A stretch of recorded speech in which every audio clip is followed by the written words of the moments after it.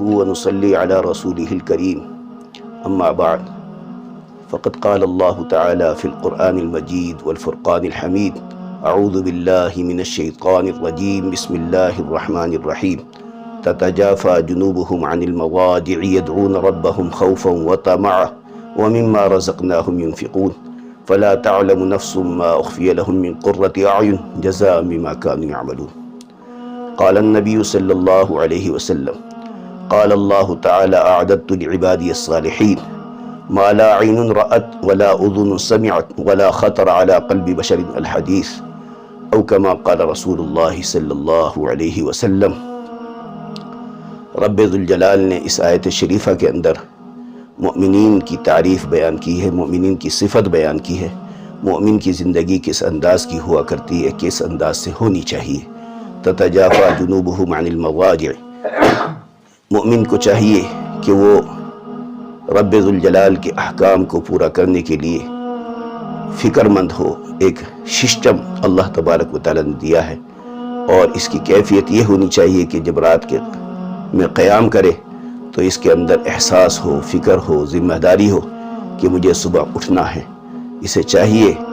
کہ رات میں سوتے وقت میں احساس کے ساتھ، فکر کے ساتھ سوئے، جس سے کہ رب ذوالجلال اس کی مدد فرمائے اور اس کو صبح اٹھنا میسر ہو جائے۔ تو فرمایا مومن کی صفت یہ ہے کہ وہ اس قدر فکر مند ہو کر سویا کرتا ہے کہ وہ صبح اٹھنے میں اسے آسانی ہو جایا کرتی ہے۔ اور اول درجے کی صفت یہ ہے کہ رب ذوالجلال اسے چند رکعت کا موقع، مراد اس سے تہجد ہے، یعنی تہجد کا اہتمام اللہ تبارک و تعالیٰ عطا فرما دیتے ہیں۔ اور فرمایا کہ مومنین کی صفت یہ ہے کہ یہ اس قدر بے چین ہوتا ہے جب حی علی الصلاۃ حی علی الفلاح الصلاۃ خیر من النوم، نماز نیند سے بہتر ہے، مؤذن کی آواز سنتا ہے تو یہ پکار اٹھتا ہے صدقتا و برتا، کہ بالکل سچ کہا اور بالکل حق بات کہی، اور پھر یہ اپنے بسترے کو، اپنے آرام کو چھوڑ کر فجر کی نماز کے لیے رواں دوا ہو جایا کرتا ہے، یعنی فجر کی نماز کا اہتمام کرتا ہے۔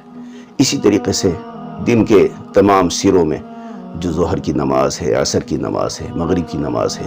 عشاء کی نماز ہے، تمام نمازوں کو اہتمام سے ادا کیا کرتا ہے۔ تفسیر کا موقع نہیں، ورنہ تفسیر کر دے۔ بہرحال چاہیے کہ یہ جو ہے اپنے آپ میں مستقل فکر مند رہے۔ اور اسی طریقے سے آگے دوسری صفت بیان کری، یدعون ربهم خوفا وطمعا، کہ اس کی صفت، دوسری صفت یہ ہے کہ یہ خوف کے ساتھ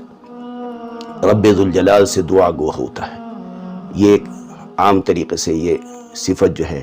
مومنین کے اندر سے نکلتی جا رہی ہے کہ مانگنے کی عادت ہمیں ختم ہو گئی، سب سے مانگنا آسان ہو گیا، رب سے مانگنا ہم نے چھوڑ دیا۔ رب ذوالجلال نے ارشاد فرمایا کہ مومنین کی صفت یہ ہے کہ رب ذوالجلال کے آگے خوف کرتے ہوئے، ڈرتے ہوئے، اپنے گناہوں سے نادم ہوتے ہوئے اللہ سے سوال کرتا ہے، اور پھر یہ امید ہوتی ہے کہ میرا رب میری دعا ضرور قبول کرے گا، اور اس امید کے ساتھ دعا مانگ کرتا ہے۔ اور تیسری صفت یہ ہے وَمِمَّا رَزَقْنَاهُمْ يُنْفِقُونَ، جب اس سے پکارا جاتا ہے، کہا جاتا ہے کہ راہ خدا میں مال خرچ کرو، تو یہ راہ خدا میں رب کائنات کی عطا کردہ مال کو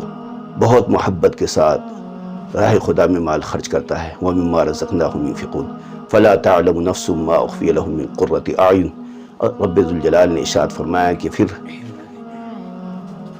ہم جو ہے اسے اس قدر اس کا بدلہ عطا فرمائیں گے کہ خوبیوں کے ساتھ، انعامات کے ساتھ اسے اتنا دیا جائے گا، فَلَا تَعْلَمُ نَفْسٌ مَا أُخْفِيَ لَهُم مِّن قُرَّةِ أَعْيُنٍ، کہ جو کسی آنکھ نے بھی نہیں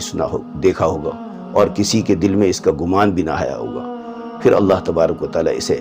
اتنا عطا فرمائیں گے۔ فَلَا تَعْلَمُ نَفْسٌ مَا أُخْفِيَ لَهُم مِّن قُرَّةِ أَعْيُنٍ جَزَاءً بِمَا كَانُوا يَعْمَلُونَ، اور یہ اس کے کیے کا بدلہ ہوگا۔ اسی طریقے سے محبوب کبریا سرور کائنات صلی اللہ علیہ وسلم نے ارشاد فرمایا، قال اللہ تعالی اعددت لعبادی الصالحین،